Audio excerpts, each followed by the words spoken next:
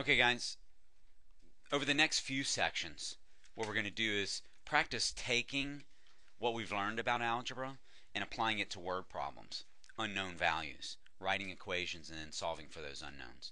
We're going to do some of that today, but these are going to be pretty simple equations, things that you've seen, many times before. It'll be simple for us to do that. But that's good. Let's get our feet wet again before we jump into some harder things. Okay? Now, the main idea today is that algebra can help us find unknown values, and we're going to practice translating word problems into equations and then solving for that stuff. Okay, so let's look at this first one. It says Lynn took a taxi cab from her office to the airport. Okay. She had to pay a flat fee of $2.05 plus 90 cents per mile. The total cost was $5.65. All right. How many miles was the taxi trip? Now let's stop here for a moment. I know it's simple, but I want us to break this down. First thing is, let me move this to the side. This thing right here, that's what I'm looking for. That's the question mark. That's what they're asking me. And they are asking me how many miles. So over here, my variable, m, is going to stand for miles. Okay? That's what it's standing for, the number of miles. All right. Now it says Lynn took a taxi cab from her office to the airport. She had to pay a flat fee of $2.05. That's just off the bat. Open the door, give me $2.05. Okay? Then 90 cents per mile. And her total cost is $5.65. Let's do something for just a second. Let's say that, let's write a verbal model. It's going to be the flat fee, right? What she has to pay before they go anywhere, plus 90 cents times the number of miles, right? It's the flat fee plus 90 cents for every mile, and that's going to give the total cost.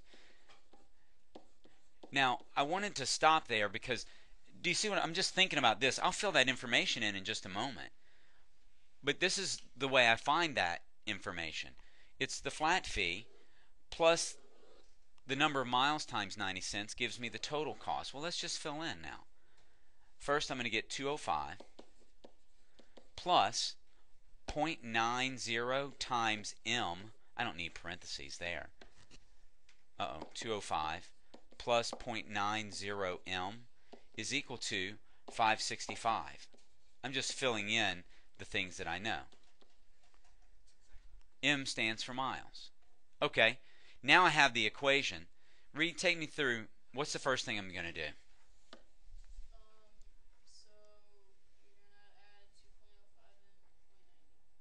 Well, now wait a minute. These aren't like terms, so I can't add 2.05 and 0.90 m. Reed, go ahead.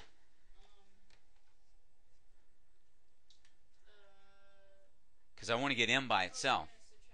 There we go. So we're going to subtract 2.05 from both sides. Beautiful. That's going to leave me with 0.90 m is equal to $3.60. Good. Ben, where do I go from there? Well, in this case, I don't have a fraction in front of the in front of the variable. So I'm not going to multiply by a reciprocal here. I could if I had 9/10, because that's what that is as a fraction. But since it's written as a decimal, how do I want to do that, Joseph? Divide both sides by 0.90. Divide both sides by 0.90. Okay, and you've got your calculators in front of you. And I'm going to get 4 miles. So m equals 4 miles. Guys, with these word problems, and I will count off for you, I'll do it. Make sure that you write your units in. Okay? It's not 4 trees. It's not 4 cows, thank goodness. It's 4 miles. All right? So make sure you put your units in there. Good job, guys.